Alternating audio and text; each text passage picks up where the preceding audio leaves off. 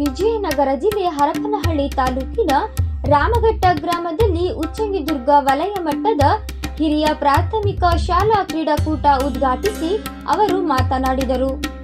ಗ್ರಾಮೀಣ ಪ್ರದೇಶದಲ್ಲಿ ವಿದ್ಯಾರ್ಥಿಗಳಿಗೆ ಗ್ರಾಮಸ್ಥರು ಉದಾರತನದಿಂದ ದಾನ ಧರ್ಮ ನೀಡುತ್ತಿರುವುದು ಶ್ಲಾಘನೀಯ.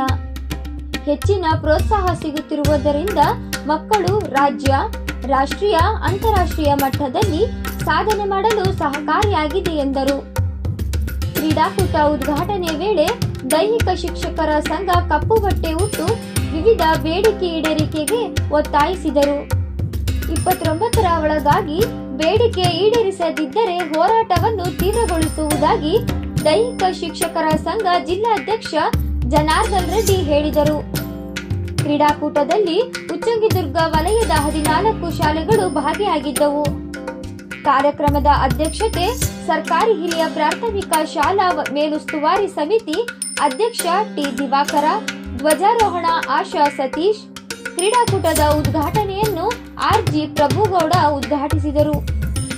ಈ ಸಂದರ್ಭದಲ್ಲಿ ಎಸ್ಡಿಎಂಸಿ ಅಧ್ಯಕ್ಷ ಟಿ ದಿವಾಕರ ಅಧ್ಯಕ್ಷತೆ ವಹಿಸಿದ್ದರು.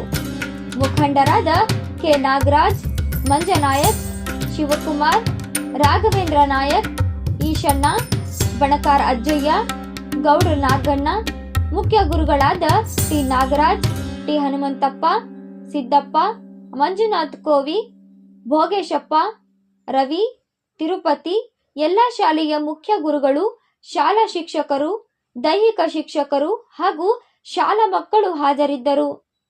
ವರದಿ Mahesh Arsikere, KS news 24x7.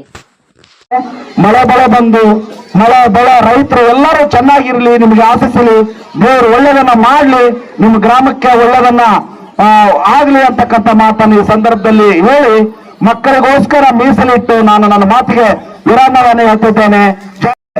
ಬೆಲೆ ಕಟ್ಟಲಾಗದು.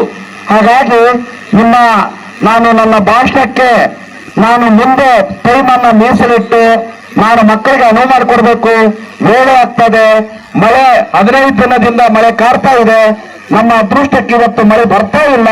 ಹಾಗಾಗಿ ಗ್ರಾಮೀಣ ಮಟ್ಟದಲ್ಲಿ ಕ್ರೀಡೆಗಳಿಗೆ ಈ ರೀತಿಯಾಗಿರ್ತಕ್ಕಂಥ ಪ್ರೋತ್ಸಾಹವನ್ನ ಕೊಟ್ರೆ ನನ್ನ ರಾಷ್ಟ್ರ ಮಟ್ಟದಲ್ಲಿ, ಅಂತಾರಾಷ್ಟ್ರೀಯ ಮಟ್ಟದಲ್ಲಿ ಕೂಡ ನಮ್ಮ ಕ್ರೀಡೆಗಳು ಪ್ರಜ್ವಲಿಸ್ತದೆ ಅಂತಕ್ಕಂಥ ಮಾತನ್ನ ಈ ಸಂದರ್ಭದಲ್ಲಿ ನಾನು ಹೇಳ್ತಿದ್ದೇನೆ.